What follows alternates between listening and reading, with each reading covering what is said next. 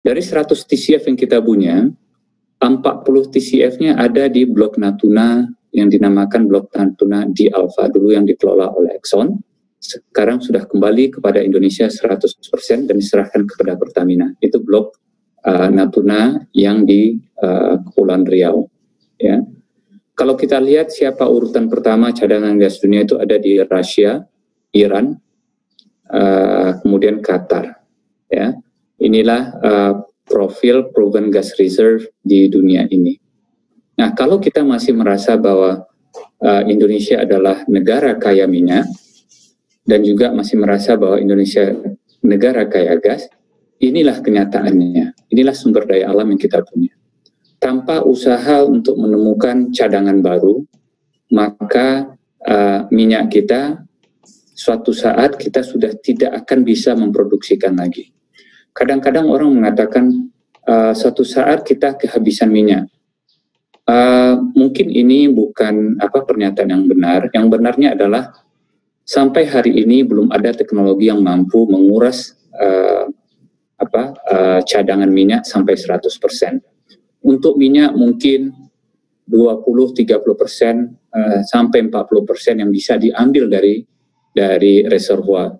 Sisanya masih ada di sana dan belum ada teknologi yang mampu untuk mengambilnya. Jadi suatu saat nanti kalau anak cucu kita berhasil menemukan teknologi baru, maka minyak tersebut atau gas tersebut akan mampu diambil. Yang benar adalah suatu saat kita tidak bisa lagi memproduksikan minyak atau gas, bukan minyak atau gasnya habis. Nah, ini tergantung dari Tuhan yang memberikan ilmu buat kita. Kalau Tuhan memberikan ilmunya untuk mengambil 100%, jadilah kita bisa mengambil 100%. Tapi kalau ilmunya tidak ada, sampai hari ini kita belum bisa menguras oil and gas di perut bumi sampai 100% di masing-masing lapangan. Selanjutnya, nah ini, kalau profil cadangan fosil energi kita 0,2% di oil, 1,4% di gas. Terus harapan kita ke depan seperti apa? Harapan kita adalah masalah renewable energy, energi hijau. Pertanyaannya, apakah energi hijau ini kita masih punya waktu untuk berpikir apa tidak? Menurut hemat saya, kita sudah tidak punya luxury lagi untuk mengatakan kita akan memilih ke renewable energy apa tidak. Renewable energy is a must, sudah keharusan. Ya, kenapa? Seperti data yang saya sebutkan tadi, kalau renewable energy, energinya akan insya Allah akan berkelanjutan, sehingga anak cucu kita bisa menikmati. Namun demikian, kalau kita lihat tantangan pengembangan renewable energy ini banyak sekali, ya. Coba kita lihatlah, dan ini data yang ada, lihat di slide di bawah, saya sebutkan di bawah. Sejak 2014, PPA itu adalah Power Purchase Agreement antara pengembang dengan PLN. Tahun 2014 ada 23 kontrak PPA yang ditandatangani yang berhubungan dengan energi terbarukan. Tahun 2015 turun menjadi 14 kontrak saja. Tahun 2016 juga 14, stagnan di situ. Nah, sewaktu alhamdulillah saya sama Pak Jonan masuk di kementerian, 2017-2018 ada 75 kontrak Power Purchase Agreement yang kita setujui.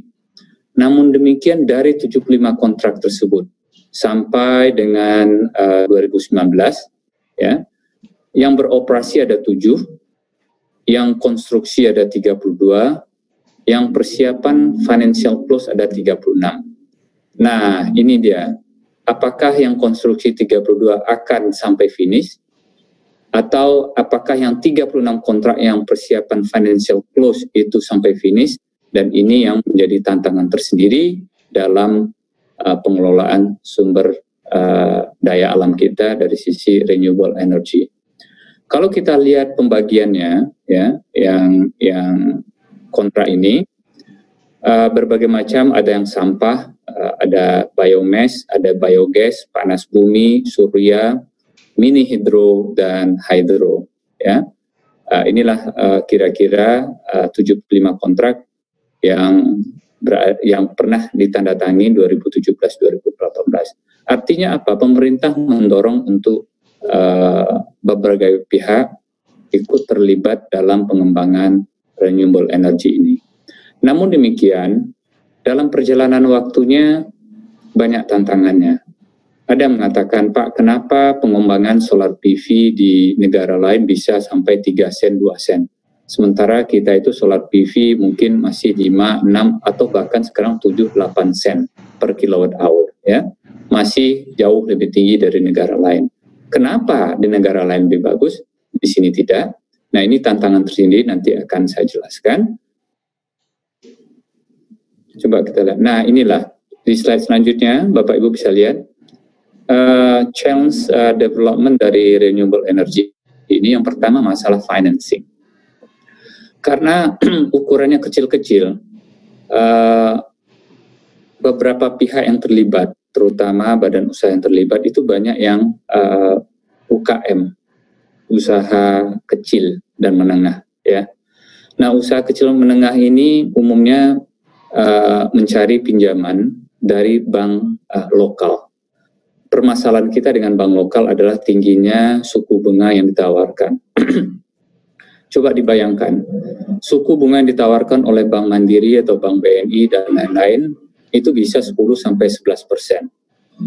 Dalam membuat hitungan keekonomian, kalau dia rancang tarifnya berdasarkan keekonomian, misalnya rate of return-nya 15%, dan bunga pinjaman 11%, spread 4% itu sangat tidak menarik untuk pengembangan renewable energy dengan menggunakan bank lokal. Nah, kalau menggunakan bank lokal, dia harus menaikkan rate of return mungkin sampai 17, 18%, atau 20%. Kalau ini yang kejadian, maka tarifnya jadi mahal. Ya, tidak lagi bisa berkompetisi dengan tarif dari negara lain.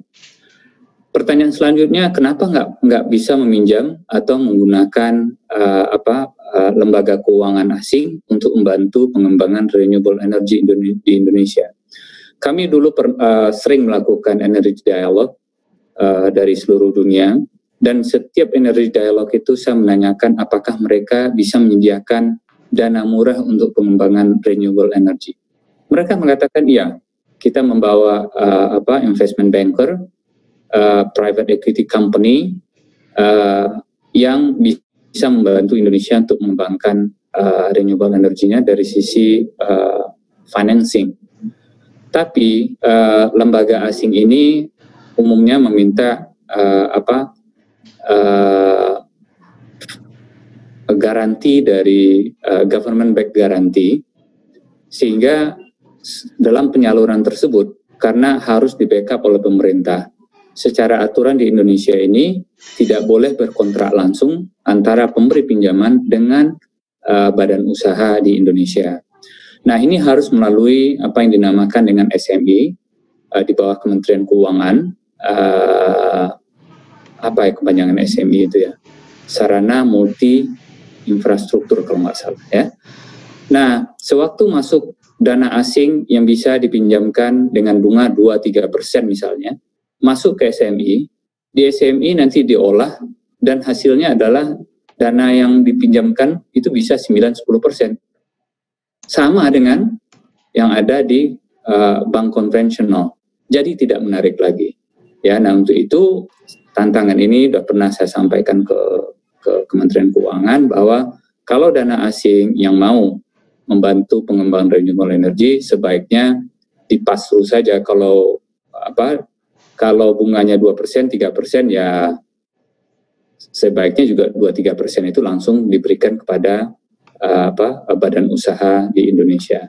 Dan ini sampai hari ini menurut saya belum berjalan ya. Tantangan kedua adalah masalah permit, izin dan lain-lain. Ini banyak sekali tantangannya di Indonesia. Izinnya kalau dulu mungkin di pusat sekarang itu izin mulai dari RT, RW, kelurah dan segala macam yang merupakan dinamika sendiri di Indonesia untuk mengurus izin ini. Satu contoh untuk oil and gas misalnya, di Amerika misalnya di Texas, kalau kita mau melakukan kegiatan eksplorasi, drilling, 2 minggu kita udah bisa dapat permit dan lain-lain, udah bisa melakukan aktivitas. Di Indonesia setahun aja belum tentu bisa dapat permit ini, setahun, 2 tahun, bahkan lebih dari itu. Dan ini adalah dinamika kita di Indonesia, dan inilah kenyataannya yang ada. Ya. Izin itu dengan adanya otonomi daerah beralih ke daerah, dan disitulah salah satu kendala kita dalam mempercepat pengembangan renewable energy di Indonesia. Karena izinnya lama, tentu memerlukan cost, dan cost ini akan berakibat tidak kompetitifnya tarif renewable energy di Indonesia. Yang ketiga, permasalahannya atau tantangannya adalah land acquisition. Kenapa solar PV di United Arab Emirates misalnya itu bisa 3 sen? Karena di sana kalau membangun solar PV tanahnya bisa gratis, ya, gurun ya disulap aja jadi lautan solar PV. Sementara di Indonesia kalau kita membangun solar PV di Pulau Jawa, tanahnya susah.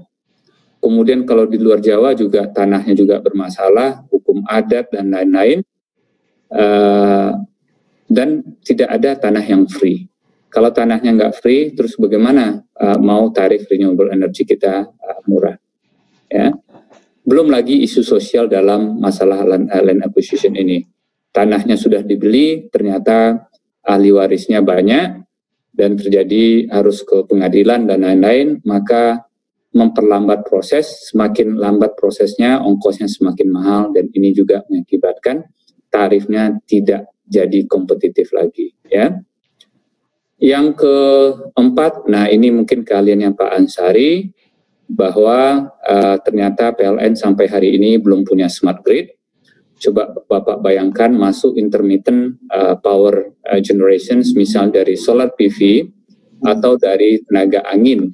Tiba-tiba anginnya nggak ada, masuk ke grid, dan kata PLN, Pak, kalau intermittent ini, solar PV misalnya, 400 megawatt masuk ke grid kita, kalau kita tidak punya smart grid, kata orang PLN, demam grid kita, Pak. Ya, ini akan sangat kesusahan untuk membalance load yang tiba-tiba disconnect karena keadaan cuaca, tidak ada angin atau tidak ada matahari misalnya. Nah, kenapa di negara lain bisa memasukkan renewable energy dengan kapasitas besar ke dalam gridnya? Karena mereka mempunyai smart grid. Di Indonesia karena belum ada, maka kapasitas pengembangan renewable energy itu menjadi tantangan tersendiri. Banyak hal yang kita butuhkan atau kita harus adjust kalau kita tidak mempunyai smart grid. Nanti silahkan ditanyakan ke Pak Ansari, bagaimana rasanya kalau tidak punya smart grid, tiba-tiba 1000 megawatt PV mati di grid tersebut. Nah, ya Pak ya, nanti ditanyakan ke Pak Rektor ya. Yang terakhir menurut hemat saya tantangan untuk pengembangan renewable energy ini adalah masalah tax dan fiscal insentif ya. Di mana di negara-negara lain banyak sekali insentif dari sisi perpajakan diberikan, bahkan pajaknya itu zero. Tapi di Indonesia ini menjadi isu tersendiri, apakah mau atau punya keinginan untuk memberikan insentif perpajakan dan fiskal sehingga renewable energy ini bisa berkembang. Ada usaha dari Kementerian Keuangan untuk membantu di sini. Saya nggak tahu lagi gimana update-nya. Semoga insentif ini bisa berjalan dan tarif renewable energy kita bisa bersaing. Kalau tidak 5 hal ini kita selesaikan satu persatu, maka saya agak pesimis renewable energy ini bisa berkembang dengan pesat di Indonesia. Kecuali nanti ada hal-hal yang sangat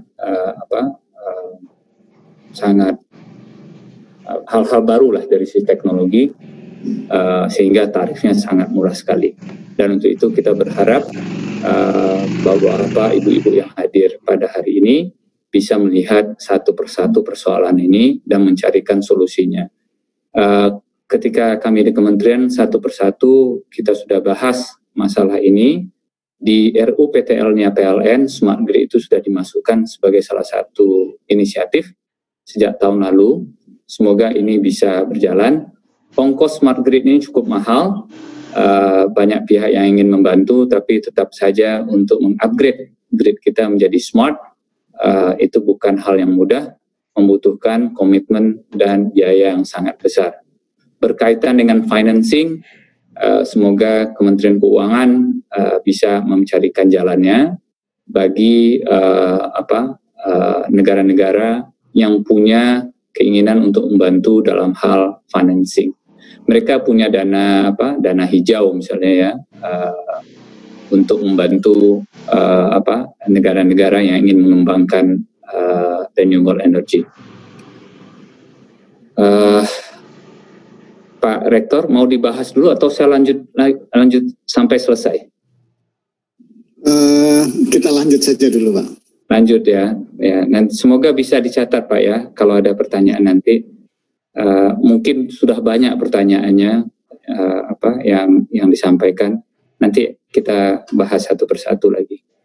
Baik, Pak. Nah, bagaimana peran dari bapak-bapak di universitas dalam hal pengembangan renewable energy ini, juga tidak saja renewable energy, juga mungkin di energi secara umum ya. Kalau kita lihat pasal 33 tadi, kembali kepada salah satu yang saya pertanyakan adalah apakah pengembangan pengelolaan sumber daya alam kita sudah menggunakan teknologi yang bisa kita kembangkan sendiri. Dan ini yang terjadi saya lihat tidak saja di universitas, juga di Balitbank, di kementerian. Umumnya itu kita melakukan research. Banyak sekali research yang kita lakukan berdasarkan curiosity yang kita punya. Kita ingin tahu ini, ingin tahu itu. Research ini banyak ya. Setelah research, tapi demand-nya kita belum tahu ya. Setelah berhasil research-nya baru kita cari demand-nya ke market. Kenyataannya ternyata tidak ada market yang mengambil, membutuhkan research yang kita lakukan ya. Kemudian research ini autokritik buat kami dulu juga di Kementerian ESDM. Kita juga punya Balitbank, selalu kita katakan kalau bisa research itu jangan berdasarkan keinginan tahuan saja, tapi boleh nggak research itu modelnya itu bukan dari researchernya, tapi dari market. Jadi market yang mendrive researchnya seperti apa. Kalau research berdasarkan bukan berdasarkan demand, saya khawatir nanti research tersebut hanya berhenti di penulisan paper, ya. Apakah salah dengan penulisan paper? Tidak salah. Namun demikian, research yang membawa nilai keekonomian, ya, yang bisa menghidupi orang-orang yang melakukan research dan teknologi development, itu mungkin salah satu tujuan yang bisa kita ambil, kita pelajari dari negara-negara maju. Coba kita lihat mungkin di Amerika, Silicon Valley tumbuh itu berasal dari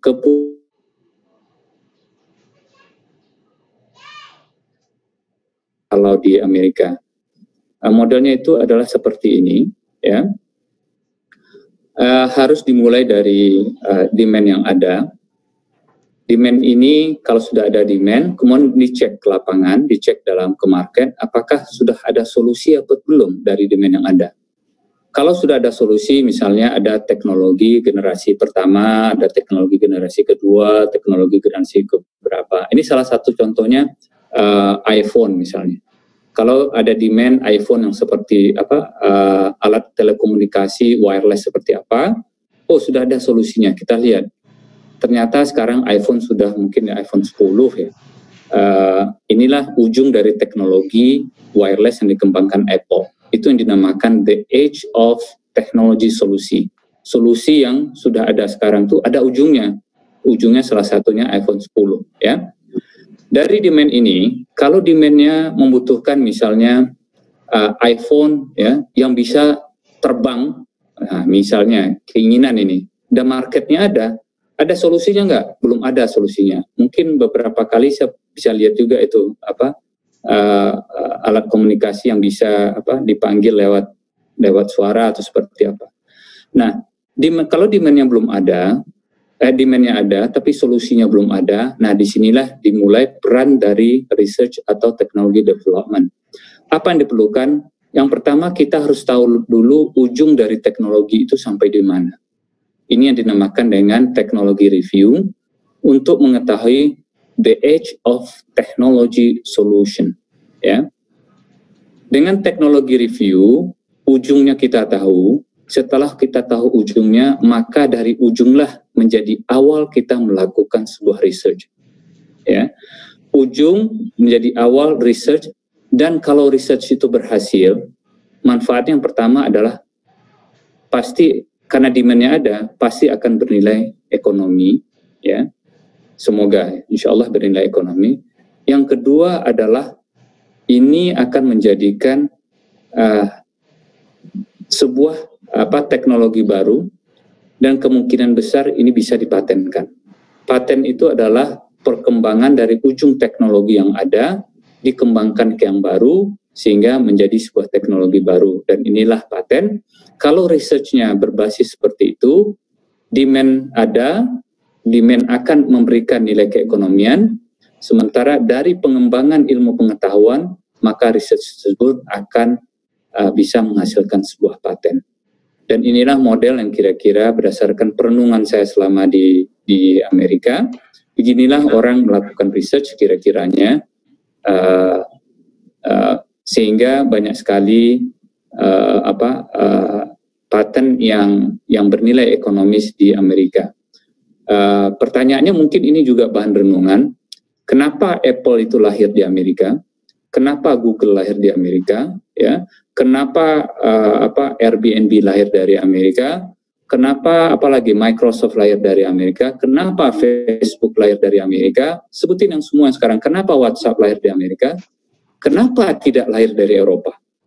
Nah, ini jadi bahan renungan. Apa perbedaan prinsip-prinsip teknologi development antara Amerika dan Eropa? Ya, coba teknologi yang merubah peradaban kita sampai hari ini. Yang saya amati kebanyakan itu muncul dari Amerika, ya. Nah, ini juga menjadi bahan perenungan. Pak, ada juga Pak di Eropa? Ada, tapi kebanyakan itu adalah dari Amerika. Apa yang spesial dari Amerika? Kebanyakan teknologi development dari teknologi generasi 1 dan generasi sampai yang terakhir itu kebanyakan didevelop berasal dari garasi rumah di Amerika, ya. Google lahir dari garasi, Apple lahir dari garasi, Microsoft lahir dari garasi. Nah, pertanyaannya kenapa garasi di Amerika itu kok bisa melahirkan teknologi-teknologi yang merubah peradaban kita? Ya, coba dilihat lagi, Facebook lahir bukan dari garasi tapi dari dormitory. Apalagi yang WhatsApp juga sama. Apalagi Hyperloop, SpaceX juga lahir dari tidak berasal dari sebuah company yang mature di awalnya. Dan dari semua yang mengembangkan teknologi itu, salah satu persamaan lain adalah kebanyakan mereka adalah drop out. Jadi bapak-bapak yang sudah jadi dekan, kemungkinan besar berdasarkan sejarahnya karena tidak drop out, tidak mungkin bisa menciptakan teknologi yang merubah peradaban dunia. Ini statistiknya loh Pak ya. Jadi bapak-bapak ya, bapak lihat semua itu yang WhatsApp itu si Mark Zuckerberg itu juga drop out ya, Bill Gates drop out, yang punya Apple itu drop out, apalagi yang ini SpaceX, Hyperloop itu juga yang punya Tesla juga drop out. Nah, bapak-bapak nggak usah berkecil hati, ya. Secara statistik mereka tidak bersekolah sampai ujung, tapi mereka mampu menciptakan itu. Ini statistiknya, Pak, ya. Jadi, nah, Bapak-Bapak punya kesempatan, Pak, bisa nggak kita bisa menciptakan teknologi yang merubah peradaban dunia? Bisa. Kalau Bapak-Bapak masih punya anak dan masih bersekolah, silahkan untuk disarankan untuk di drop out, untuk DO, sehingga nanti bisa menciptakan teknologi baru. Itu, Pak, ya. Ini joke-nya, Pak, ya. Sayangnya dari statistik orang-orang drop out sini hanya 1% yang berhasil, 99% lagi gagal, ya. Nah, sayangnya lagi 1% inilah orang-orang yang berubah peradaban kita sampai hari ini. Itu statistiknya. Nah, gimana polanya kalau universitas ini untuk mau cara tadi mulai dari demand, ya. Ini salah satu yang populer di Amerika, Joint Industry Project. Misalnya demand-nya ada sebuah research topic, ya. Research topiknya bagaimana melakukan drilling oil and gas di kedalaman 10 kilometer di bawah permukaan laut. Nah, misalnya. Ini sebuah research topic. Maka company oil company, misalnya Exxon, Chevron, BP dan lain-lain, itu menjadi lead sponsor terhadap topik ini. Jadi ada company A, B, C, D, E, bergabung mereka semua sebagai lead sponsor, ya. Dari sini mereka tentukan research topik yang kita butuhkan untuk pengembangan ke depan. Jadi mereka ini bekerja sama di belakang untuk pengembangan teknologi, ya. Nah, dari research topik yang ada, misalnya company A punya interest untuk mengembangkan hanya A, B, C saja, yaudah A, B, C untuk topik salah satu topik. Kemudian topik yang lain mungkin A, B, C, D, E. Topik yang lain mungkin C, D, E, tergantung dari interest masing-masing company. Tapi mereka berkumpul dalam sebuah wadah yang dinamakan Joint Industry Project dan ada sebagai lead sponsor yang akan membiayai project ini. Nah, siapa yang mengerjakan project ini, research ini? Nah, ini dinamakan dengan participants-nya. Participants-nya adalah para teknologi provider. Ya, dan ini yang dinamakan yang kerjasama.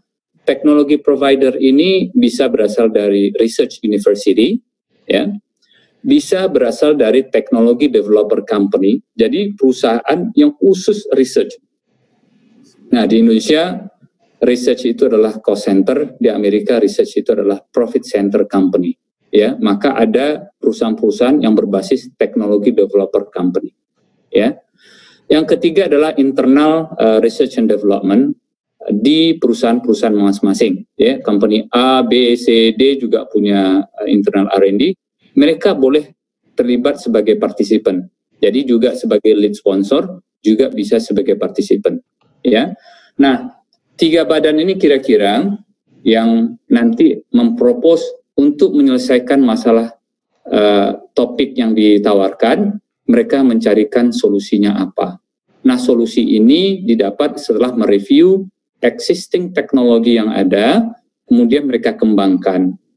Biasanya insya Allah mereka itu kalau berhasil, itu akan menghasilkan sebuah paten baru lagi dalam menyelesaikan riset topik ini. Nah, kalau research ini berhasil, maka company A, B, C, D yang terlibat dalam lead sponsor itu bisa menggunakan teknologi itu, ya. Dengan menggunakan teknologi, biasanya parameternya adalah setiap teknologi harus memberi manfaat sebesar-besarnya bagi lead sponsor. Juga tentu teknologi tersebut bisa bermanfaat dari segi keekonomian dibandingkan dengan existing teknologi, maka teknologi baru mampu mereduksi cost menjadi misalnya hanya 50%-nya saja, 60% saja. Jadi yang terpenting adalah dalam research itu commercial atau financial itu sangat erat kaitannya dengan technical. Ya, tidak boleh research hanya fokus pada technical tanpa memperhitungkan nanti hasilnya ini mampu nggak mereduksi cost yang ada, mampu nggak menjadikan sebuah perusahaan efisien dengan teknologi baru ini. Ya, nah untuk itu kita lanjut. Nah, bagaimana peran kita di jurusan teknik misalnya? Apa yang kita butuhkan untuk mentransformasi pemikiran-pemikiran ini? Yang pertama adalah fundamental karakteristik dari elemen dari sebuah successful transformasi itu adalah yang pertama adalah orangnya harus kompeten dulu, ya. Kompetensi dibagi 3 pilar. Pilar pertama harus punya ilmu, yang kedua punya skill, yang ketiga punya experience.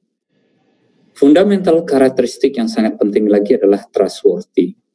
Ya, kita harus membentuk manusia yang kompeten dan trustworthy. Ya, semua kalau kita lihat book manual human resources development di dunia ini, boil down-nya itu ada di 2 ini. Dia akan mencari orang yang kompeten, yang mencari orang yang trustworthy. Nah, kadang-kadang kita melihat bahwa kompeten itu kalau punya ilmu disebut punya kompetensi. Saya punya sedikit beda pendapat. Seorang punya kompetensi apabila dia berilmu, apabila dia punya skill, dan apabila dia punya cukup experience dalam hal yang mereka geluti. Ya. Nah, bagaimana di Indonesia? Di Indonesia kalau kita punya kompetensi dan trustworthy, apakah itu cukup? Tidak. Itu baru level 1. Orang mau di level 1 apabila dia bisa comprehend masalah teknikal atau mengerti masalah teknikal. Level 1 itu apabila dia bisa mengerti masalah komersial dari sebuah inisiatif. Jadi inisiatif itu tidak saja kita tinjau dari sisi teknikalnya, engineeringnya, juga harus dimengerti tentang komersialnya. Kalau tidak, balik ke persoalan yang pertama tadi, bahwa hasil research kita tidak bisa diserap oleh market karena secara komersial kemahalan dan lain-lain. Ya. Level 1 itu apabila kita bisa mengerti secara politik. Nah, political aspek ini yang menjadikan bumbu tersendiri dalam pengembangan transformasi atau menjadikan sebuah transformasi itu sukses apa tidak. Ini tantangan tersendiri, ya. Jadi kita mendapatkan orang pada level 1 yang mengerti teknikal, yang mengerti komersial, dan mengerti sedikit banyak tentang political aspek. Itu baru level 1. Apakah cukup? Nggak cukup. Yang kita butuh kedua adalah orang pada level kedua. Setelah dia mengerti, dia willing. Ya, dia willing to execute transformasi plan tersebut. Ya. Setelah dia willing, apakah cukup? Belum. Ini belum ada action apa-apa. Hanya keinginan saja. Ya. Yang kita butuhkan adalah yang ketiga. Orang yang punya courage to get things done. Kadang-kadang orang mengerti technical dan mengerti komersial. Setelah mengerti politiknya, mereka mundur. Nggak berani kita, Pak. Ya. Ada juga, saya ingin merubah, Pak. Tapi saya tidak punya keberanian untuk melakukannya. Kenapa? Konsekuensi dari yang nomor 3 itu berat sekali. Ya, banyak, ada yang tantangannya, ada. Kalau gini, kalau kita bertempur hanya punya pisau dapur, maka yang datang itu adalah dalam melakukan transformasi itu datang bukan dengan pisau dapur, dia datang dengan pistol, ya, dengan bayonet dan segala macam dengan segala perlengkapannya. Ya, kalau kita hanya bermodalkan pisau dapur, maka yang nomor 3 itu sulit akan tercapai. Orang yang punya keberanian untuk melakukan sebuah perubahan. Ya, karakter inilah yang saya juga sangat berharap kepada Bapak Ibu, ya, yang di universitas untuk bisa membentuk mahasiswanya, ya. Tidak saja pada level 1 mengerti tentang teknikal, tapi juga membawa mahasiswanya untuk mengerti belajar tentang komersial. Ya.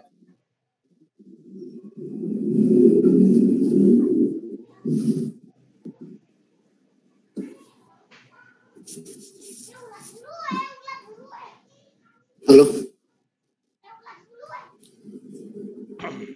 Terputus mungkin Pak Archandra. Pak Archandra gimana? Ini dah. Halo. Terputus Pak. Saya coba hubungi stafnya dulu. Oh, baik. Sementara dihubungi, mohon izin Pak Prof, mungkin Pak Nizam ada sesuatu yang mau disampaikan. Iya, bagus. Itu yang paling pas. Silakan Prof Nizam. Ya. Masih mute, Pak. Iya, terima kasih. Menarik sekali sebenarnya yang disampaikan Pak Chandra. Ya. Ya, monggo. Share lagi. Oke. Pak, udah banyak pertanyaan kan Pak ya? Iya. Oke, baik. Saya masih punya waktu nggak Pak Ansari? Masih Sedikit berapa? lagi ya? Ada satu slide lagi. Oke, baik. gini ya. Nah, dalam hal yang kita butuhkan pada level 1, urutannya nggak boleh kebalik, Pak. Urutan pertama itu harus kita melihat sebuah inisiatif isu secara technical visible. Ya. Yang kedua, secara komersial harus viable. Yang ketiga, secara politik harus acceptable. Ini 3 ini yang di Indonesia, Pak. Kalau di luar negeri cukup 2, Pak. Ya. Cukup technically visible, commercial viable, udah selesai. Makanya pengembangan teknologi itu dari garasi selesai, Pak. Bisa. Dia tidak perlu lagi kemana-mana untuk meminta dukungan politik. Ya. Tapi di Indonesia, itu yang ketiga ini menjadi sangat penting. Nah, bagaimana kita sebagai orang teknik, Pak, saya nggak belajar tentang politik ini, Pak. Nah, untuk itu, urutan ini nggak boleh dibalik. Ya, sebuah inisiatif dimulai dari secara politik harus acceptable dulu, maka nilai dari technical dan komersial menjadi hilang. Ini menurut pengalaman saya. Mungkin kita berdebat di sini, ya. Sebaiknya yang didahulukan adalah aspek teknikalnya dulu. Kalau aspek teknikalnya nggak visible, jangan laksanakan. Ya. Yang kedua, kalau secara komersial, misalnya rate of return, ya, net present value-nya nggak tercapai, jangan laksanakan. Nanti akan susah.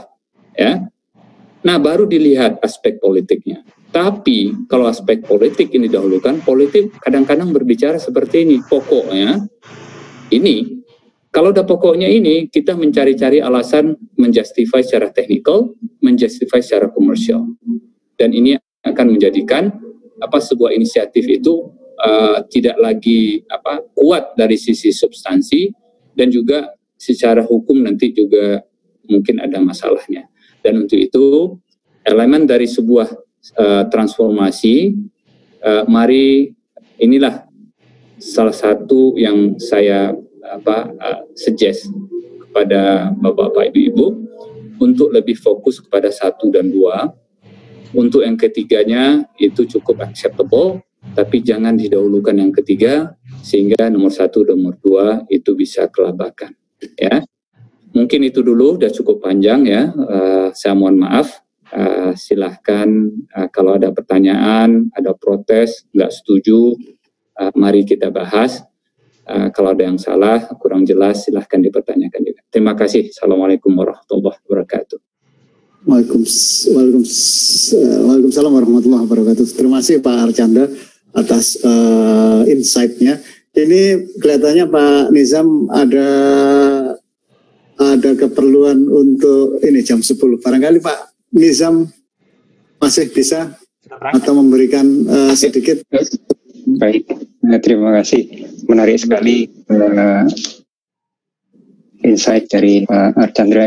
Bagaimana kita harus membangun kemampuan dari adik-adik mahasiswa kita, anak-anak kita untuk bisa menjadi inventor yang aware tentang aspek komersial dan aspek politik.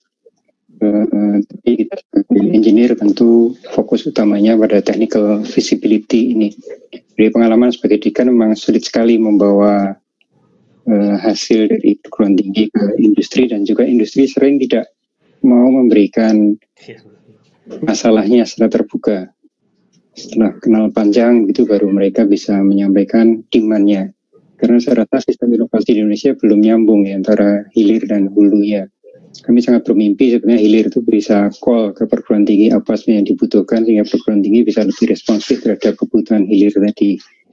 Ini mungkin nanti mohon insight dari Pak Archandra ya, bagaimana misalnya SDM untuk bisa membuat long list dari kebutuhan di sisi industri, kemudian dari teman-teman perguruan tinggi bisa mengadres itu, dan dari pemerintah bisa memberikan dukungan funding misalnya untuk riset-riset di perguruan tinggi, sehingga betul-betul demand driven. Nah, kalau sekarang kan kita menduga-duga, ada kebutuhan green energy, kita masing-masing sibuk dengan menggunakan solar PV yang efisien dan sebagainya, smart grid dan sebagainya, tapi tidak berdasarkan real demand dan juga tidak memetakan cutting edge teknologi yang sudah ada di pasar juga, karena biasa perguruan tinggi ya fokus pada hobinya dosen gitu, Pak Archandra. Jadi mohon untuk bisa diberikan insight ke sana nanti ya, dan memprovokasi teman-teman di hilir dan juga kami yang di hulu. Terima kasih. Lagi terima kasih Pak Archandra atas waktunya untuk berbagi dengan kita semua dan juga Pak Rektor. Saya mohon maaf sekali karena harus mewakili Mas Menteri di webinar sebelah, jadi saya mohon pamit dulu. Sukses semuanya, sehat semuanya. Makasih Pak Nizam. Ya. Oke. Baik, terima kasih Pak Nizam yang sekaligus pamitan tadi itu. Jadi Pak Ari, suaranya tidak kedengaran. Pak Ari. Iya. Ya. Silakan Pak Asari, nggak apa. Nanti setelah ini kami ada sesi tanya jawab. Kami ada beberapa penanya atau bagaimana mau kita tanya jawab dulu atau mungkin Pak Asari mau menanggapi dulu, silakan. Pak Ari aja, Pak Asari aja. Ya, baik. Pertanyaannya banyak sih ini. Tadi saya lihat, nanti mohon dibantu Pak Ari ya untuk satu persatu. Beberapa pertanyaan saya catat sudah ada 5, termasuk 6 Pak Nizam. Tapi saya lihat sih hampir semua sudah terjawab dari Pak Archandra tadi. Yang utamanya challenge untuk renewable energy di Indonesia ada 5 tadi itu ya. Hampir semuanya bertanya tentang itu. Saya rasa langsung saja karena sudah banyak yang bertanya. Kami serahkan Pak Ari untuk menata siapa saja nih yang pertanyaan pertama dan seterusnya.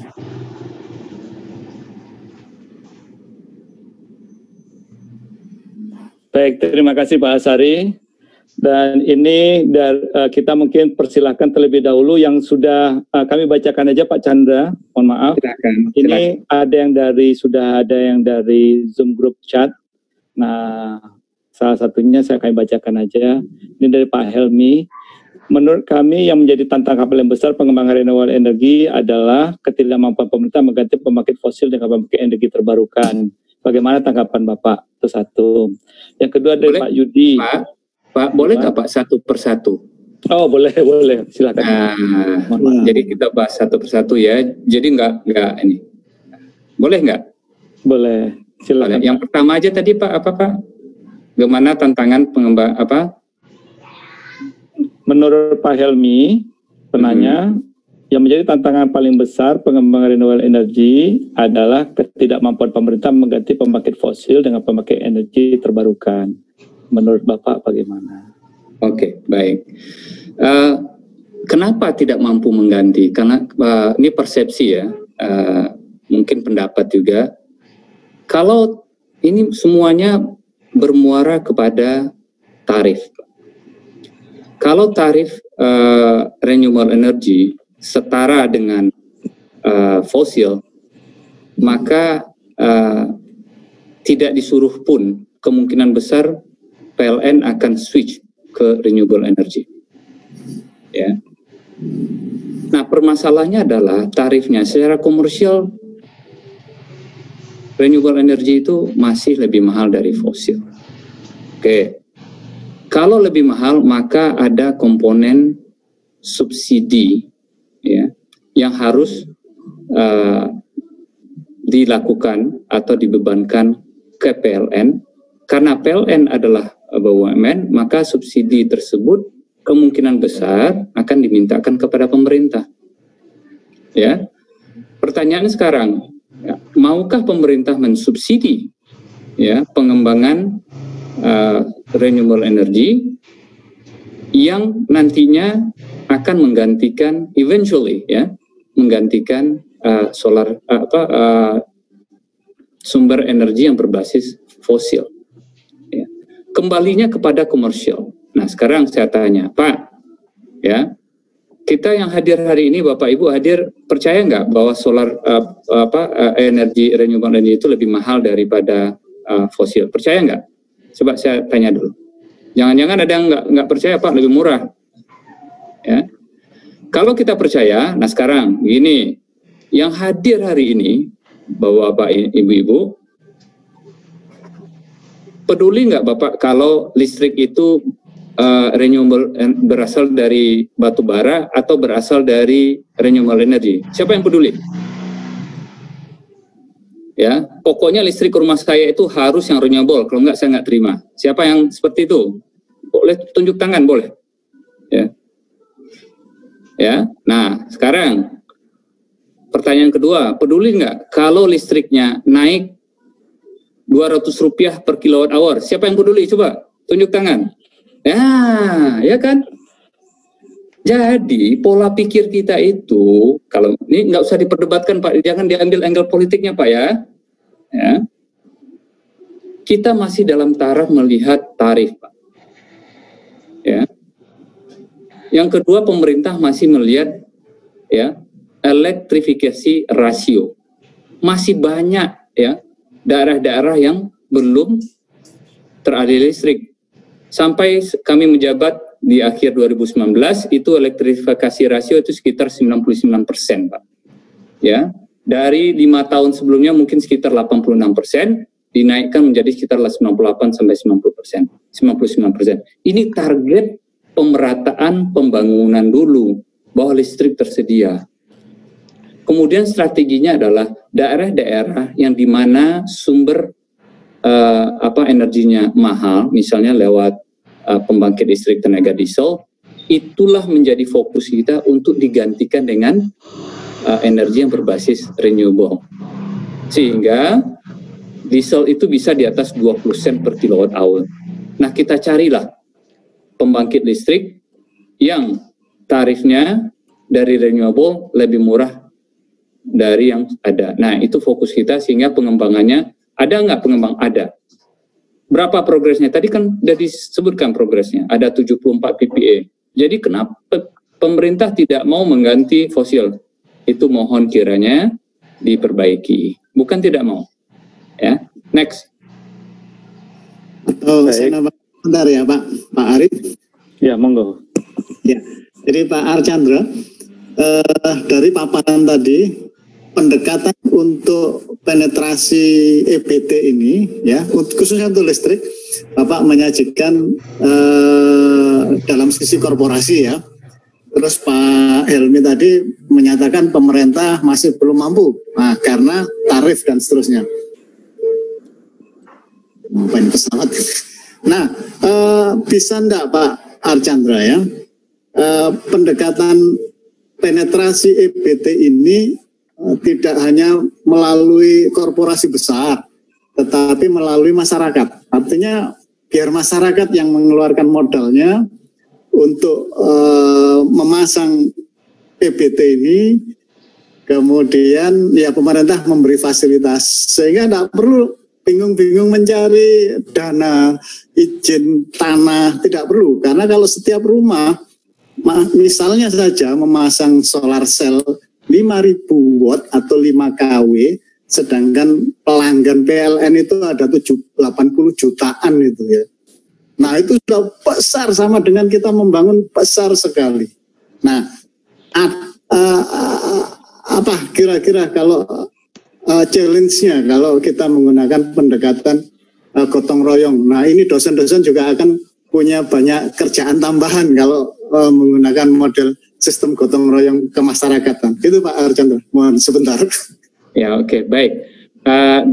Sekali lagi di zaman kami peraturan ini sudah dikeluarkan. Boleh memasang solar PV di rumah dan energinya bisa in and out. Aturannya sudah ada, bahkan di perumahan-perumahan kami dulu di SDM, di kantor, di mana kita pasangin, ya boleh in and out, diganti meterannya, sudah ada caranya pasang, ya. berapa energi yang dipakai dari PLN. Kemudian kalau kita mengenerate energi sendiri lewat solar cell, maka biaya bulanannya berkurang dari apa yang kita generate selama solar PV-nya menghasilkan energi. Itu sudah ada aturannya, sudah banyak melakukannya. Silahkan kalau Bapak-Bapak ingin memasang itu, sudah ada aturannya, ya. Mungkin itu jawabannya Pak Ansari. Sudah. Ya, terima kasih. Sekarang ada musim Pak, ada banyak sekali kawan-kawan yang mengembangkan itu di rumahnya. Di ITS kami punya 16 kilowatt ya di satu gedung. Kemudian ada lagi yang microgrid di satu gedung lagi. Ini kalau banyak yang menggunakan masyarakat, katakan kecil-kecilan 3 kW saja, 1 juta itu sudah 3 mega. 10 juta sudah besar. Benar. Ya. Nah, bisa Pak. Jadi itu sudah ada aturannya, sudah terlaksana. Makanya banyak sekarang, ya, setelah aturan itu keluar sudah banyak sekarang pemasangan. Bapak boleh cek ke mana, ke PLN. Baik. Terima kasih Pak Tanda. Moga Pak Ari. Baik, terima kasih. Ini ada juga pertanyaan dari Pak Yudi Ernadi, masih tetap berhubungan dengan yang berhubungan dengan investasi dan dana masuk.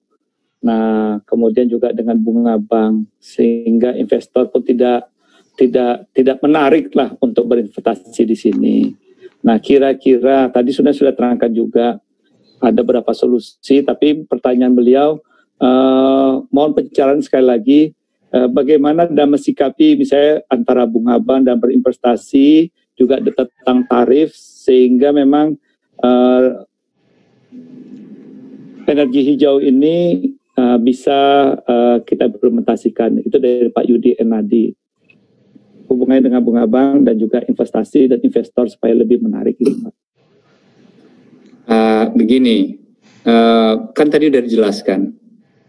Bank-bank lokal kita, bank-bank nasional kita itu interest rate-nya sangat tinggi, 10%. Secara komersial, kalau kita bisa mendapatkan bunga 2-3%, kemudian rate of return-nya bisa di 8%, 10%, itu punya spread 8%. Ya, maka tarifnya kompetitif, ya, dunia usaha bisa hidup. Tapi kalau bunganya 10%, kita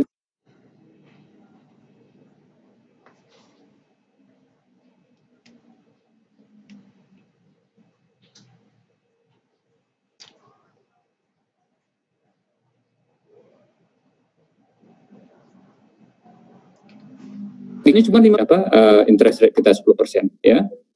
Nah, ini nanti tanyakan kepada yang ahli dalam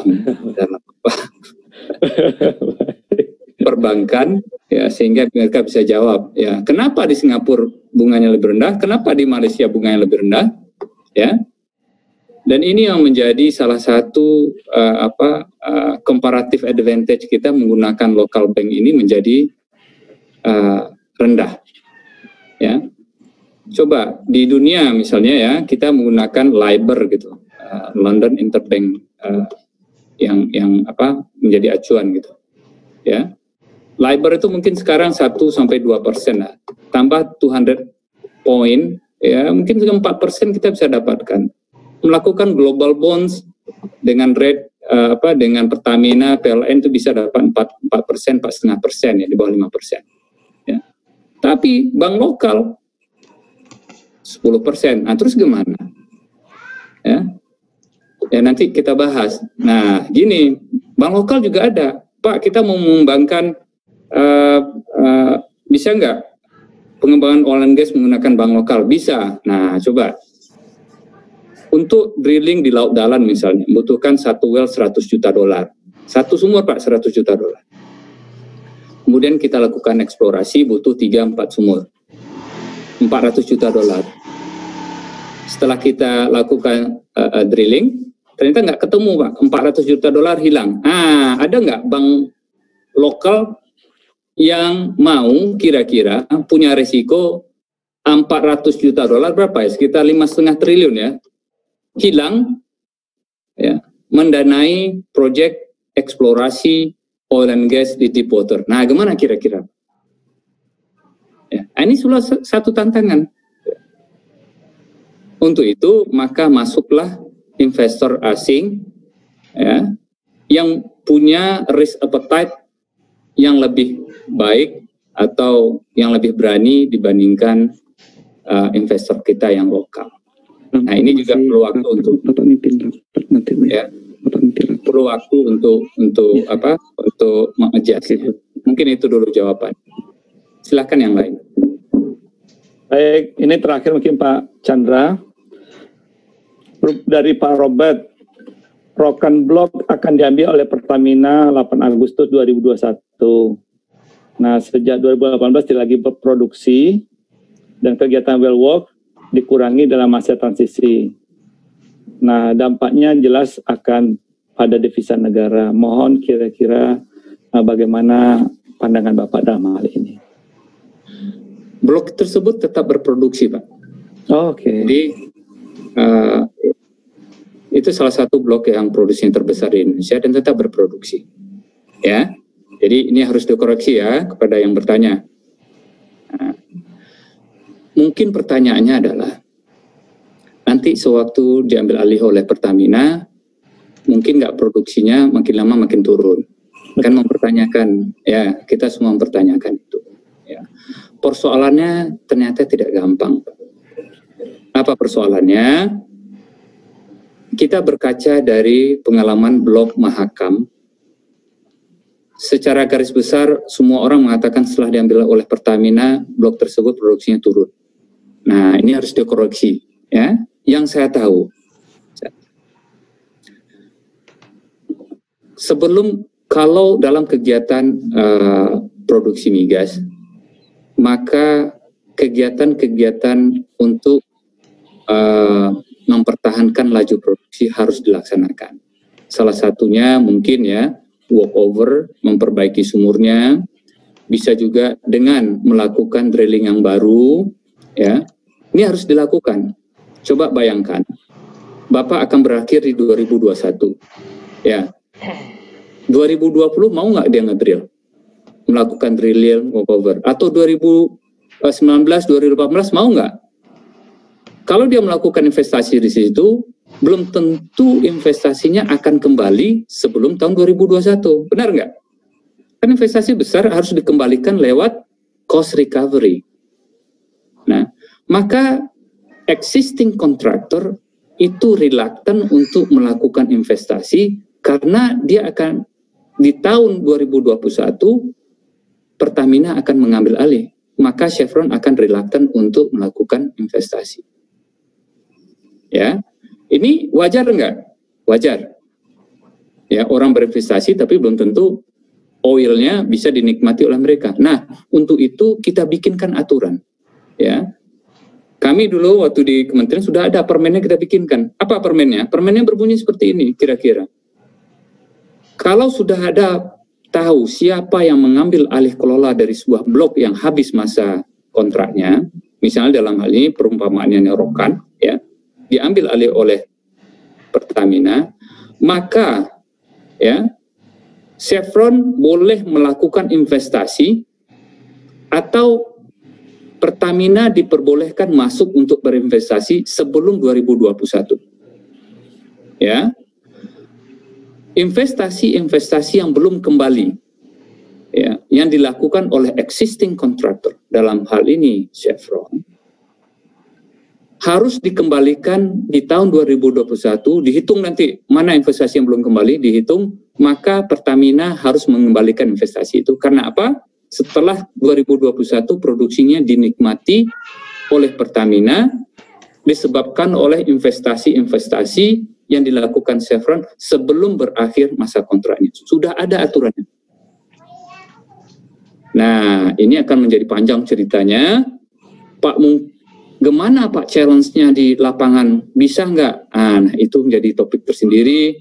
Mungkin kita buka nanti diskusi tentang apa contracting oil and gas, ya, berkaitan dengan blok-blok yang habis masa kontraknya. Ya, Tapi flavornya itu dulu. Sudah ada aturannya. Ya, sudah dibikinkan aturannya. Belajar dari blog Mahakam. Begitu, Pak. Terima kasih nih Pak Chandra. Saya serahkan kembali pada Pak Prof. Asyari. Enggak, saya mohon maaf, kalau masih ada yang bertanya, saya pinginnya saya tuntaskan semua. Enggak apa-apa, punya waktu. Gini aja ya Pak Archandra, kalau yang bertanya banyak, tapi sebagian sudah beberapa dan sebagian agak makro. Nah kami ini sebagian besar audiens ini adalah para dekan dosen Pak. Nah yang menjadi concern perguruan tinggi adalah perguruan tinggi ini meluluskan anak-anak teknik banyak per tahunnya. Dan ini adalah sebagian besar juga dekan-dekan yang teknik. Nah, bagaimana kira-kira? Kalau tadi terima kasih tips untuk para researcher, untuk peneliti ya. Peneliti harus dicari ujungnya, kemudian memulai. Nah, ini sekarang mohon Pak Archandra bisa memberi tips atau solusi atau rekomendasi ya. Anak-anak kita yang lulusan ini butuh tempat kerja, Pak. Nah, kira-kira apa yang perlu dilakukan oleh pemerintah, oleh korporasi, oleh perguruan tinggi, khususnya teknik, khususnya yang di energi atau di agak yang lebih luas lagi. Gitu, Pak. Terima kasih. Ayo, sebelum nanti kita akan lebih jauh. Waduh, saya mohon maaf gitu ya. Ini saya bukan maksud mengajari bapak-bapak yang sudah lama berkecimpung di dunia pendidikan ya. Tapi kalau Pak Ansari bertanya, ini pertanyaan sangat sulit. Kalau ada jawaban yang bulletproof, Pak, proven, ya, proven answer untuk menjawab pertanyaan Bapak, mungkin kita semuanya nggak perlu lagi di sini, Pak, karena jawabannya sangat kompleks. Boleh nggak saya berpendapat, tapi bukan untuk diperdebatkan. Nanti kita berdebat pasti, nggak mungkin kayak gitu, Pak. Ya. Nah, gini Pak, boleh nggak saya perumpamakan gini, apa yang dibutuhkan oleh negara ini? Ya, kita kembali kepada kompetensi, ilmu, skill, dan experience.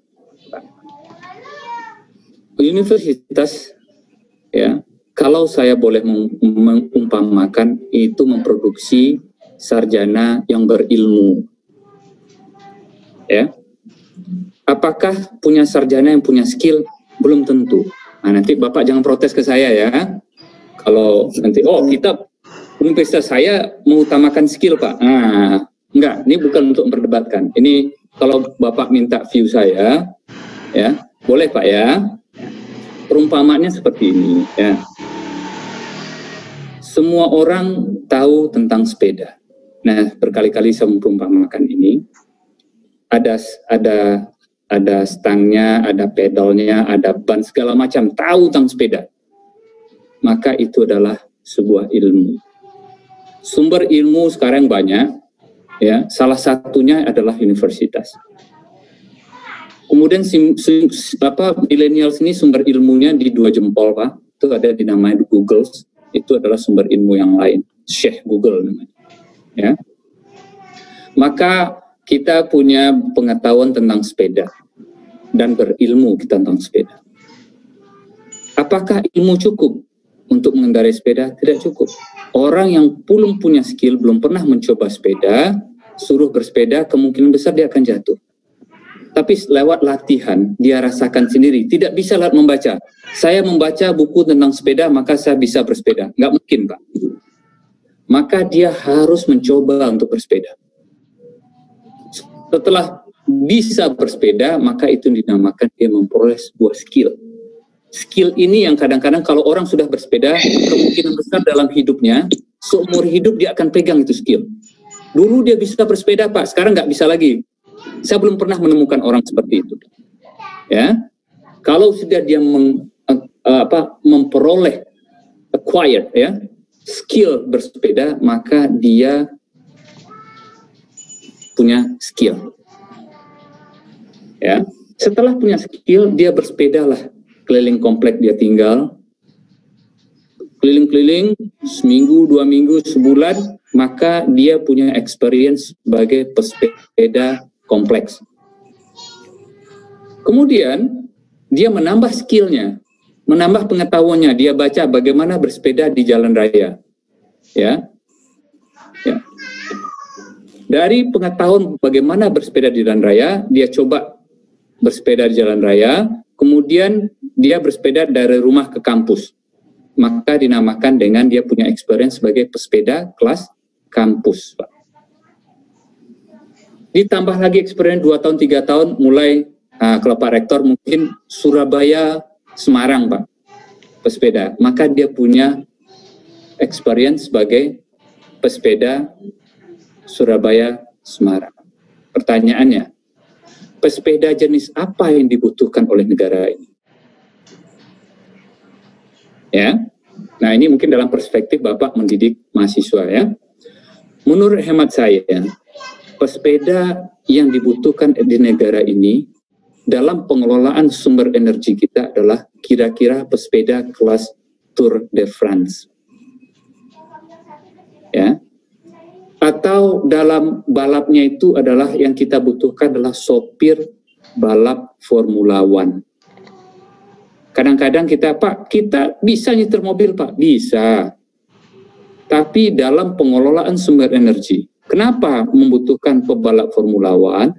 Karena sewaktu kontraktor asing datang, sewaktu investasi asing datang, yang dikirim oleh mereka untuk berunding dan membuat kontrak dan lain-lain, itu adalah salah seorang pebalap Formula One yang dikirim ke Indonesia ini. Maka di Indonesia harus dihadapi sejajar dengan orang yang punya kualifikasi pebalap Formula One juga. Kalau tidak, terjadilah kontrak-kontrak yang tidak seimbang, kontrak-kontrak yang lucu. Ya, saya nggak menyebutkan, ya. Terjadilah ketidakseimbangan diskusi dalam hal teknikal, terjadilah ketidakseimbangan diskusi negosiasi dalam hal komersial. Ya. Kita kadang-kadang, Pak, kita punya ahlinya. Iya. Perumpamaan saya seperti tadi, sampai sejauh mana ahli yang kita punya? Ya. Punyakah kita pebalap Formula 2? Punyakah kita punya pebalap Formula 3? Jangan-jangan kita sama sekali tidak punya pebalap. Yang kita punya, ya, atau pesepeda yang kita punya hanya Tour de Java. Pebalap Tour de Java belum tentu qualified untuk Tour de France, benar nggak, Pak? Sementara yang dibutuhkan berlaga di bidang energi ini adalah banyak yang berkualifikasi di Tour de France. Ya, Pak, ya. Nah, untuk itu bagaimana sarannya ke dunia pendidikan? Mungkin pada tahap awal, ya, kita harus mendorong mahasiswa yang tamat itu tidak boleh, kalau boleh, Pak, ya, tuntutlah ilmu setinggi-tingginya, Pak. Harus kita dorong mereka untuk menuntut ilmu setinggi-tingginya. Kalau ingin menjadi pebalap Formula One, tidak cukup berlatih di Sentul. Dia harus berlatih, berlaga di sirkuit-sirkuit internasional. Ya. Sehingga kalau sudah bisa berlaga di sirkuit internasional, disitulah kita berharap, ya, mereka mungkin tidak punya ada rasa kepercayaan diri untuk bisa berlaga tidak di dalam negeri tapi berlaga di luar negeri. Nah, kita doronglah mahasiswa kita ini untuk mulai berlaga di sirkuit internasional. Mulai dari apa? Pak, di dalam negeri kita bisa mendidik di sirkuit Sentul dulu, Pak. Silahkan. Kemudian setelah punya skill dan experience di sirkuit Sentul, kirimlah mereka di sirkuitnya Jepang, kirimlah mereka untuk dididik di tempat-tempat center-center pendidikan yang bisa memperoleh skill dan experience. Kita doronglah mereka ini, kalau saya boleh berpendapat, untuk mencari skill dan experience di laga-laga yang berqualified internasional. Jadi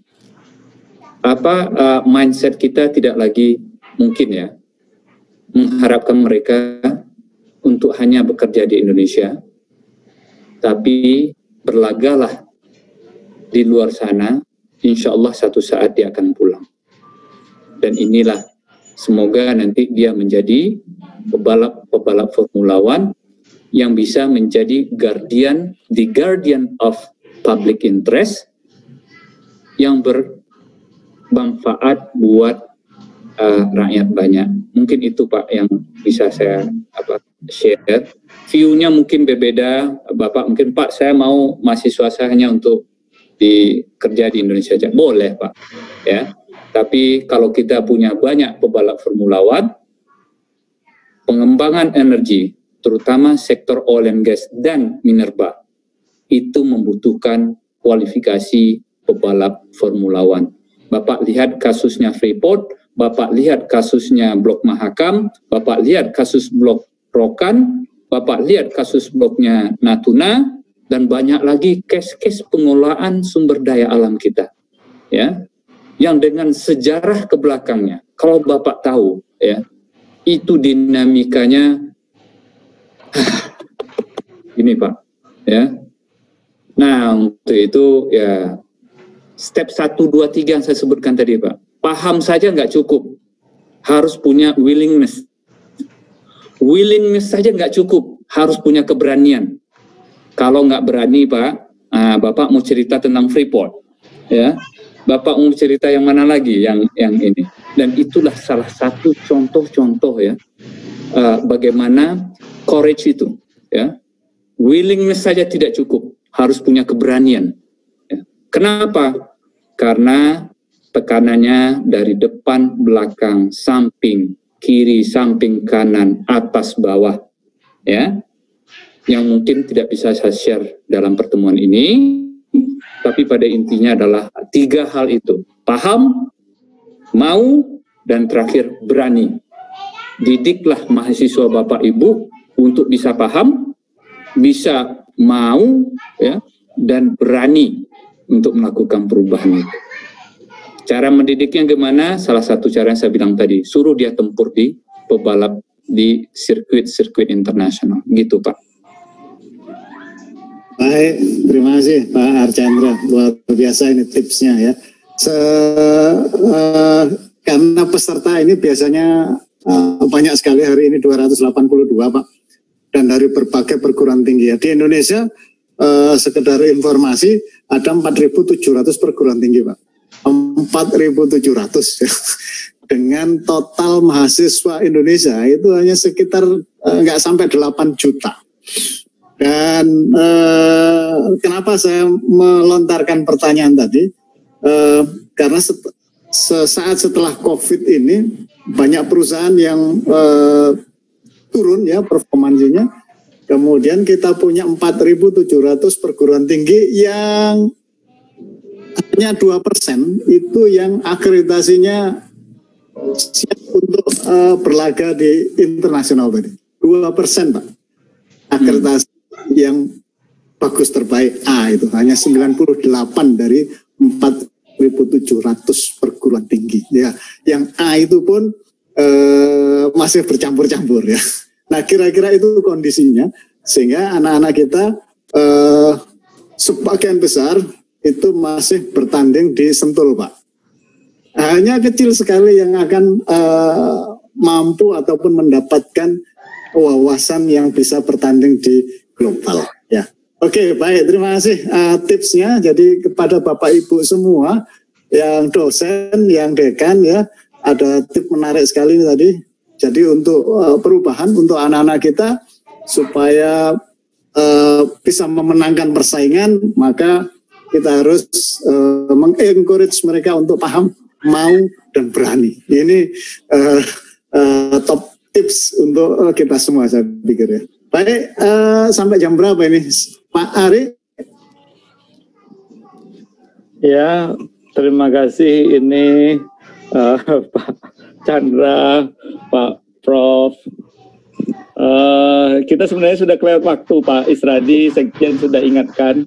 Nah, cuma saya mau tanya, kira-kira Pak Sekjen sangat ketat dari waktu. Ini ada Pak Taha ini. Apakah kira-kira masih boleh atau bagaimana, Prof. Taha?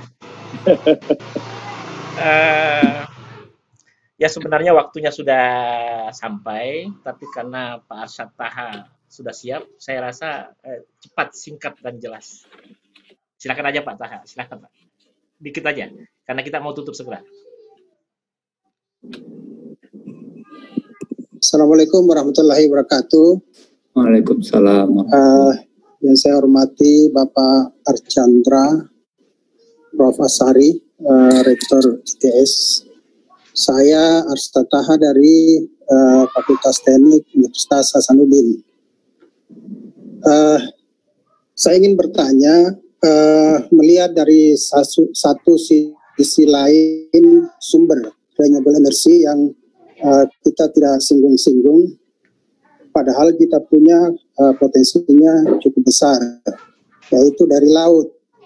Jadi di laut kita itu ada kan potensi sumber daya dari gelombang, pasang surut, arus laut. Nah ini saya sudah membaca, kebetulan saya backgroundnya adalah coastal engineering.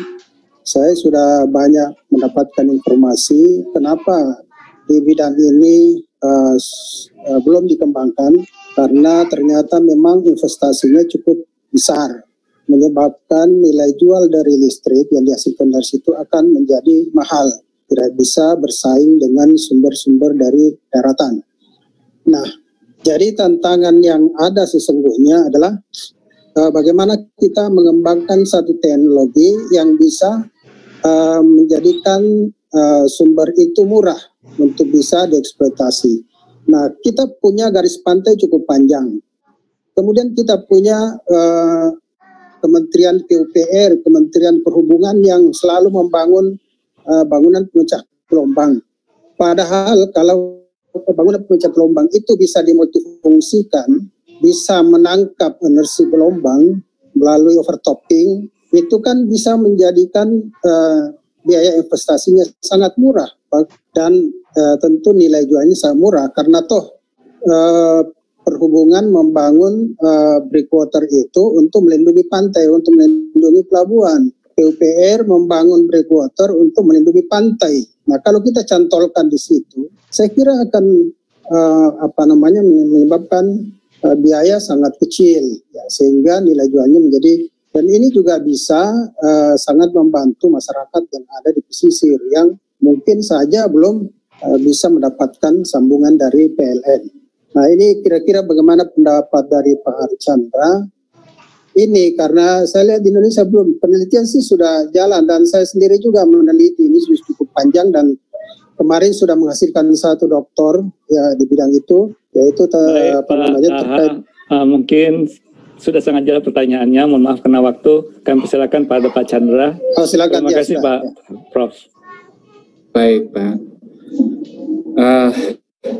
Saya mengerti yang apa yang dimaksud Pak Taha ya. Tapi boleh please allow me to give some opini lah ya. Saya membaca sebuah penelitian di Indonesia ini mengalihkan panjang garis pantai kita dengan sebuah formula energi. Kemudian dia katakan inilah potensi energi ombak kita. Kalau boleh saya saran, kalaulah sesimpel itu Pak, ya, maka makmurlah negara-negara yang punya garis pantai yang panjang. Ya. Kalau Bapak berbicara tentang overtopping, apakah cukup energinya? Apakah breakwater itu adalah diambil energi diserap dari situ? Apakah segampang itu? Kalaulah iya, bukan saja Indonesia, mungkin di seluruh dunia sudah melakukan itu, ya, tanpa mengartikan atau mengecilkan arti research yang Pak Taha lakukan. Coba aja dihitung, lakukan, ya, apa yang dibutuhkan, minta ke PUPR, Pak, saya melakukan ini, memanfaatkan breakwater untuk sumber energi, silakan, ya, tidak ada halangan. Pak, tapi saya nggak punya uangnya. Nah, ini beda. Ya, ini kita bicara tentang komersial sekarang. Makanya kaitan antara, ya. Bapak melihat demand-nya ada nggak? Ada Pak, listrik. Nah, kalau demand-nya ada, kan tadi saya lihat kan gimana caranya. Kumpulkan perusahaan-perusahaan yang mau mendanai itu. Ya, atau kumpulkan, bicara dengan PUPR. Saya mau ini. Nah, sebelum itu hitung dengan benar. Apakah iya energinya cukup untuk menghasilkan listrik? Ya. Kalaulah iya, ini sebuah breakthrough dari Pak Taha yang menghasilkan listrik dari metode yang Bapak sampaikan tadi. Ya, kita perlu hati-hati. Kenapa? Tanpa mengecilkan arti research yang sudah ada. Semua energi laut, semua metode, ya, semua usaha banyak sudah dilakukan orang, banyak dana yang sudah dihabiskan, termasuk dari segala macam metode. Bapak bisa lihat di internet juga. Namun sampai saat sekarang ya belum ada champion yang bisa mengalahkan atau mengimbangi secara komersial existing teknologi yang ada berdasarkan apa yang sudah dilakukan manusia. Ya, paling sekarang angin yang sangat yang bisa bersaing sekarang. Ya, kalau ombak belum ada yang bisa bersaing, masih tetap mahal. Ya, kalau arus ada tapi tetap mahal. Ya. Silahkan cari, mungkin di Indonesia bisa menemukan metodenya seperti tadi Pak. Mau Bapak lihat dulu demand-nya apa? Ada teknologi nggak ada? Atau mencoba teknologi existing. Kalau ada coba aja dulu. Mampu nggak menghasilkan listrik? Ya. Kalau mampu, secara komersial masuk nggak? Itulah dua hal yang selalu menjadi pertimbangan dalam pengembangan teknologi. Coba bayangkan Bapak bikin iPhone 10 ternyata harganya 10 kali lipat dari iPhone 5 misalnya. Nggak ada yang beli, Pak. Ya. Atau bikin apalagi yang ini, ya mungkin yang cocok tuh iPhone ya. Kalau iPhone itu dibikin makin lama ya dengan kecanggihan teknologinya, harganya tidak bersaing, maka akan ditinggalkan. Ya. Yang benar itu adalah dengan menambahkan feature teknologi yang dibutuhkan, harganya stabil kok tidak turun. Nah, di saat itulah sebuah teknologi development activities itu bisa berkembang karena disokong oleh industri dan market. Sayangnya, research kita itu masih mengandalkan uang dari pemerintah. Ya.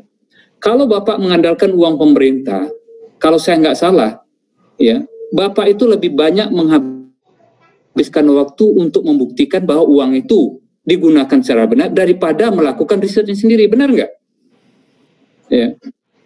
Ini kan para profesor, ya. Berapa banyak dokumen yang harus Bapak siapkan, ya, untuk membuktikan bahwa Bapak mengeluarkan uang itu benar, ya. Coba Bapak hitung, administrasinya berapa? Researchnya berapa lama? Jangan-jangan ya lebih banyak administrasi daripada researchnya. Kenapa? Karena kita sangat bergantung dari duit pemerintah. Di Amerika gimana? Bergantung nggak dengan duit pemerintah? Saya nggak yakin Google itu harus ada Keppresnya dulu, Perpresnya dulu keluar, Pak. Atau Microsoft, atau Apple. Ya. Mereka lakukan sendiri. Dan yakin bahwa produknya akan dibeli. Kalau yakin produknya akan dibeli, dia akan mau pinjam duit dulu, mau ini. Coba lihat, si Bill Gates dulu ngapain dia supaya bisa duitnya tuh ada. Ini umpang dulu ke orang tuanya di garasi dulu. Ya, si yang punyanya Google juga sama. Sepengetahuan saya, itu tidak menggunakan duit pemerintah, Pak. Mereka melakukan sendiri. Ya. Nah, untuk itu, kalau Bapak yakin, Pak Taha ya, bahwa ada Pak ide untuk bisa listrik dari yang Bapak sebutkan tadi, karena saya seorang coastal engineer, lakukan Pak, do it. Ya, nanti tanyain, ada yang beli apa tidak? Nah, masalahnya kalau nggak ada yang beli, Bapak in trouble. Pak, saya bisa menghasilkan ini listrik PLN harganya 1.200, tapi ini Pak, dengan teknologi ini harganya harus 10.000. Ah, selesai Pak.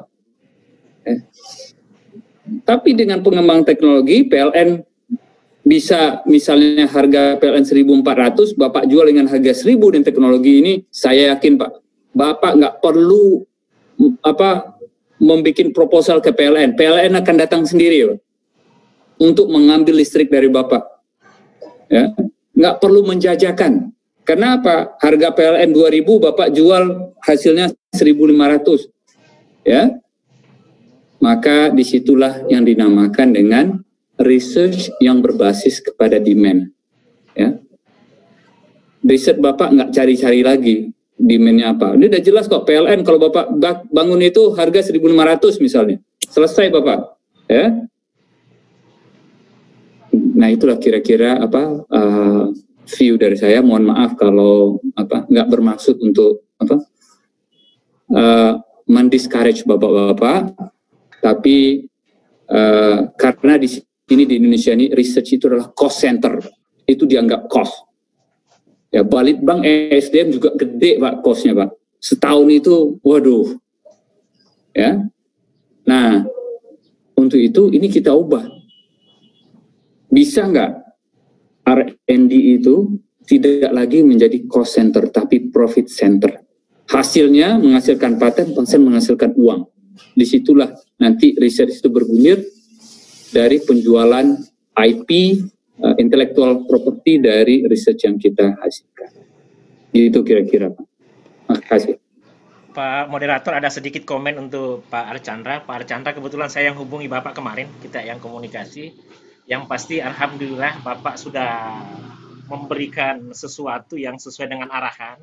Tantangan sudah terlihat semua, dan saya rasa ini akan jadi tantangan bagi semua dekan teknik di Indonesia terkait apa yang Bapak sampaikan. Terkait juga apa yang akan dilakukan terkait energi kita juga sudah terpapar dengan jelas. Hanya memang kalau kita lihat faktanya bahwa ke depan suka atau tidak suka energi fosil akan habis. Makanya Pak Archandra juga tidak melarang, silahkan melakukan kegiatan penelitian yang pasti secara ekonomi sekarang masih bagus. Itu aja barangkali Pak Archandra, terima kasih, tidak perlu dikomentari. Yang pasti kami berterima kasih Pak Rektor, Pak Archandra atas kehadiran dan kedatangannya. Luar biasa, ini tercapai tujuan kami untuk menyampaikan apa sebenarnya tantangan bagi kami semua. Saya kembalikan kepada Pak Moderator. Oke. Baik, Pak Syari mungkin mau tutup, sudah tuh nanti kami sampaikan setelah Pak Syari tutup, kemudian kami akan berikan sedikit kesimpulan, sudah itu kami serahkan pada Pak Sekjen FDTI for Dekan Teknik Indonesia untuk menutup acara. Baik, kami persilakan pada Pak Rektor, silakan.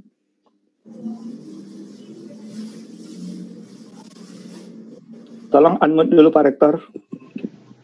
Ya, terima kasih Pak Ari, terima kasih Pak Sekjen, terima kasih Pak Archandra yang sudah memberikan insight-nya. Sebetulnya ada banyak tips ya untuk kita semua, khususnya kepada para dekan, karena ini adalah forum dekan teknik Pak Indonesia ya.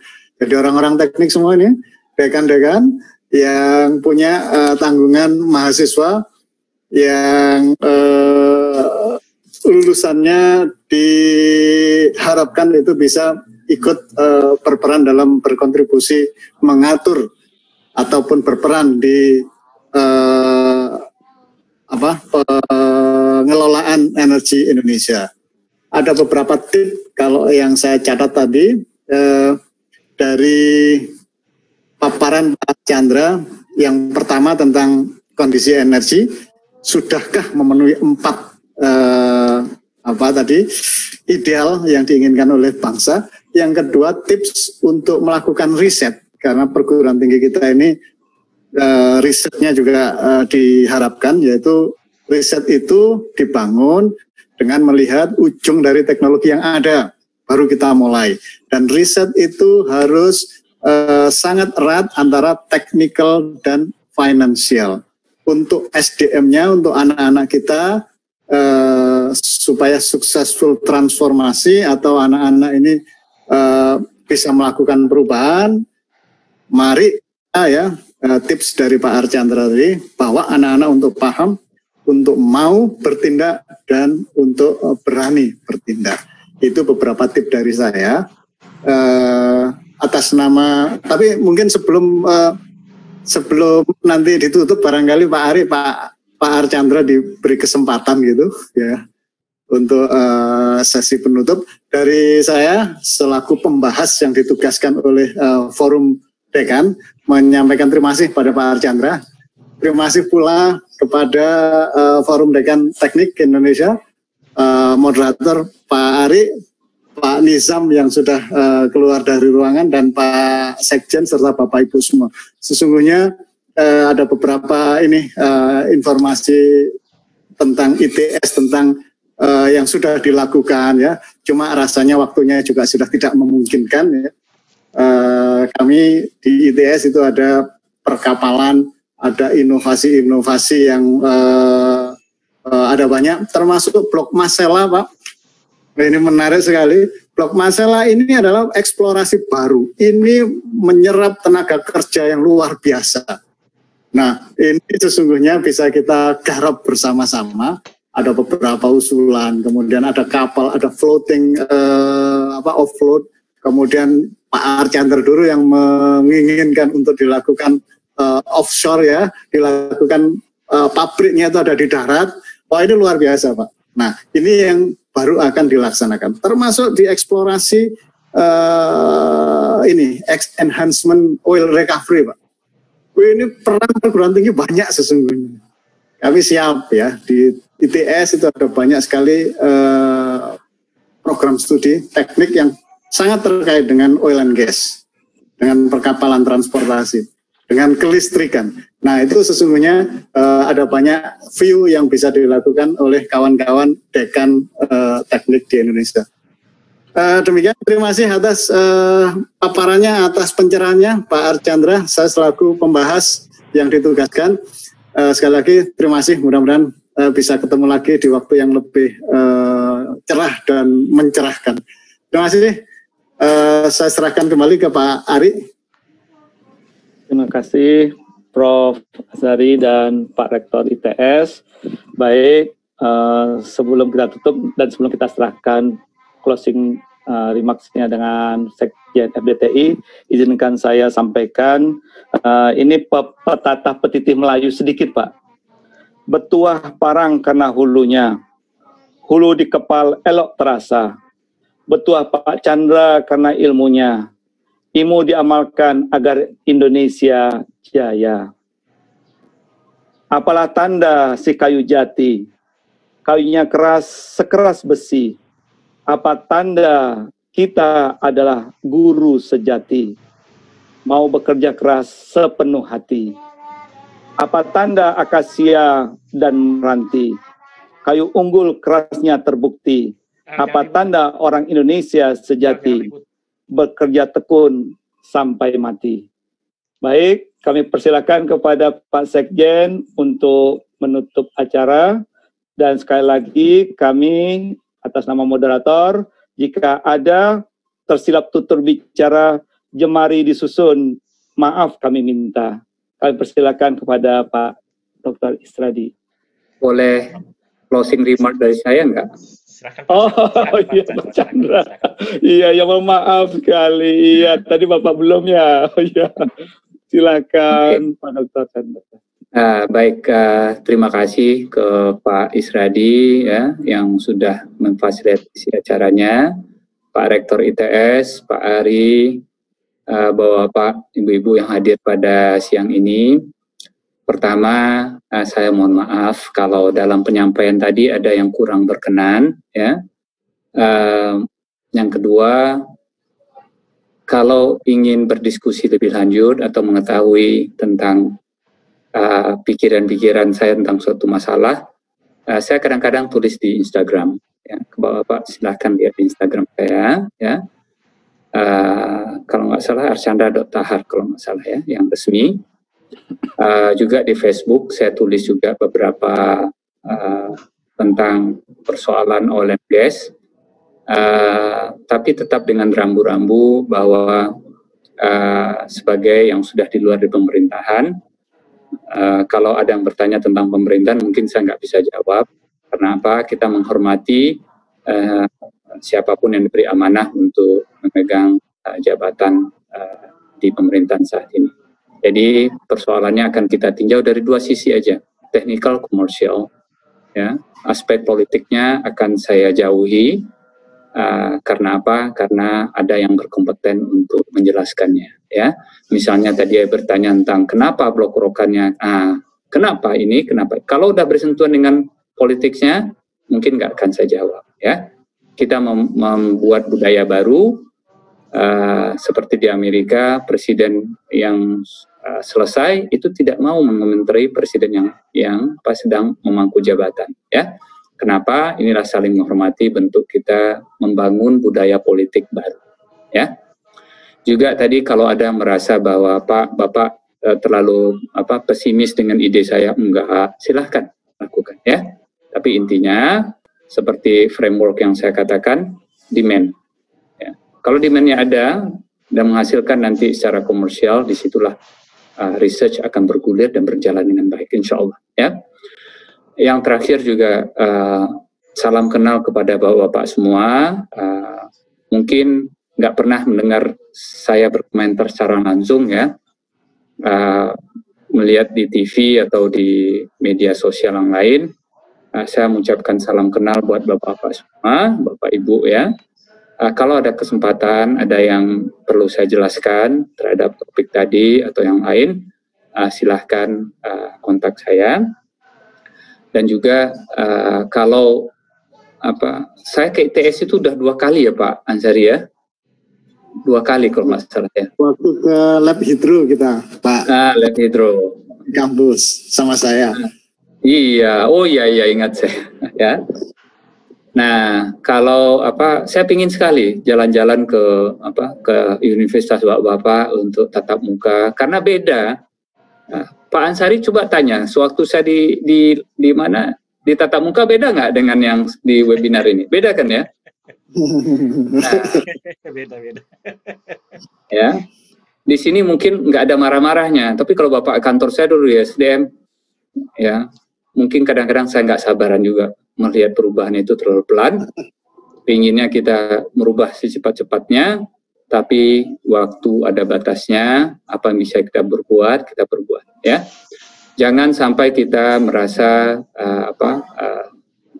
tidak mampu atau banyak pekerjaan yang belum tuntas. Setiap masa ada orangnya, setiap orang ada masanya. Ya, untuk itu mari kita membangun negeri ini.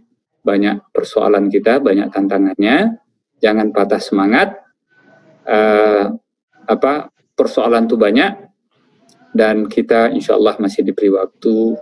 Kalau kita bisa menyelesaikan satu persoalan 1 hari, kalau enggak satu persoalan 1 minggu atau satu persoalan 1 tahun, digabung dengan berapa juta tadi kita 8 juta mahasiswa bisa menyelesaikan satu persoalan. Coba bayangkan efeknya, ya.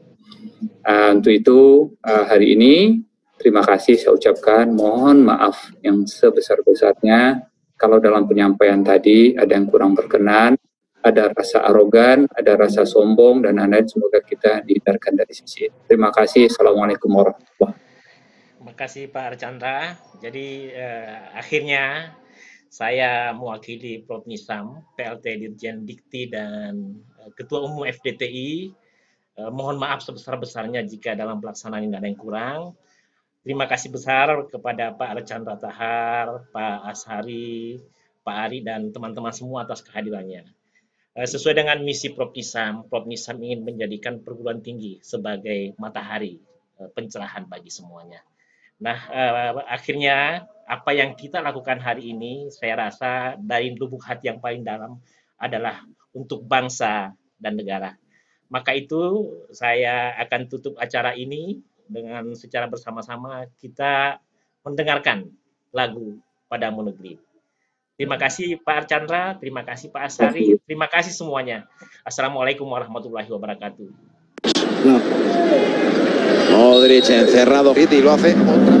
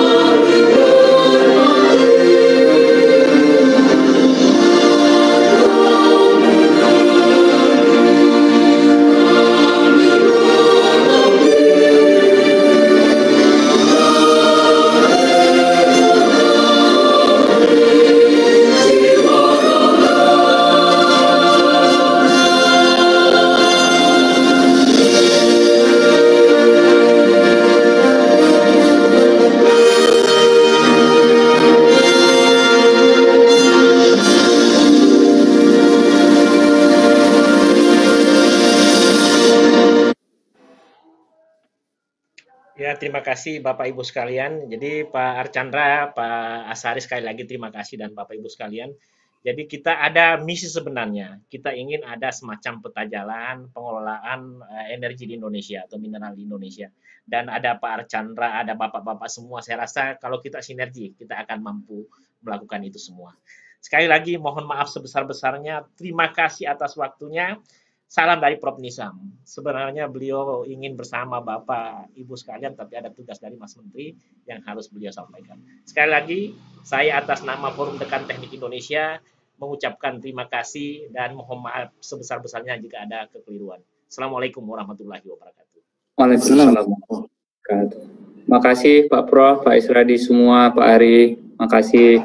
Ya, Assalamualaikum. Izin untuk mampir ke Surabaya, Pak. Insya Allah. Kalimantan menunggu Pak Archandra Tahar untuk minggu-minggu depan. Persatuan Insinyur Indonesia. Ya, insya Allah.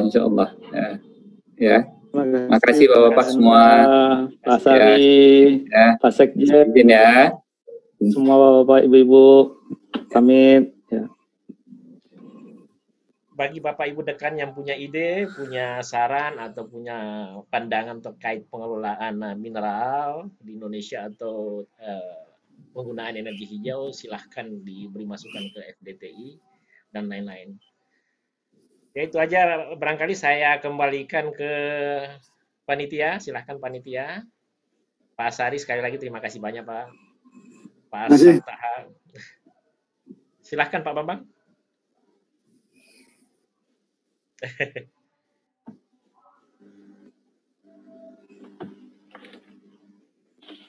Panitia silakan diambil alih. Terima kasih banyak semuanya. Terima kasih banyak Pak Isradi. Siap Pak, siap. Makasih Pak Charles. Ibu, mohon maaf, kita end meeting. Oh, siapa? Assalamualaikum. Waalaikumsalam warahmatullahi wabarakatuh. Makasih Pak Sakir. Makasih Bu April, Pak Kudus, teman-teman